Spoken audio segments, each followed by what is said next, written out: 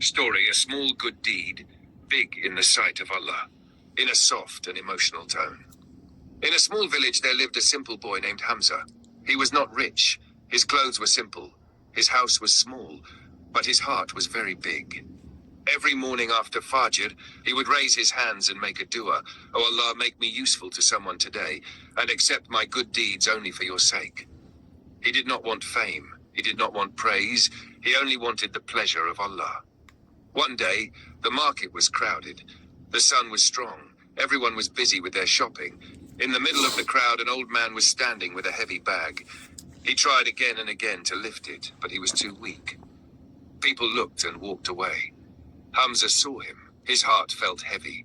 He immediately went forward, greeted him politely, and without saying much, lifted the bag. The old man said, "My son, don't trouble yourself."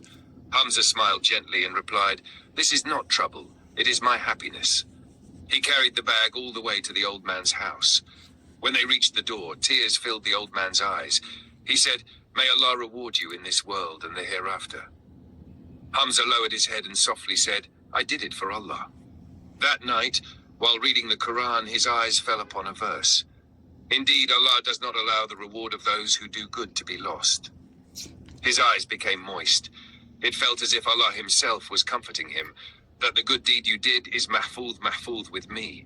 Whether people see it or not, I see it. Quranic reminder. Allah also says, "So whoever does an atom's weight of good will see it." Surah Az-Zalzala. Remember, no good deed is ever small. Only intentions can be small. If your intention is sincere, even a smile becomes charity. People may forget, but Allah never forgets. So do good, not for people, but for Allah. For more videos, subscribe Islamic Reminder.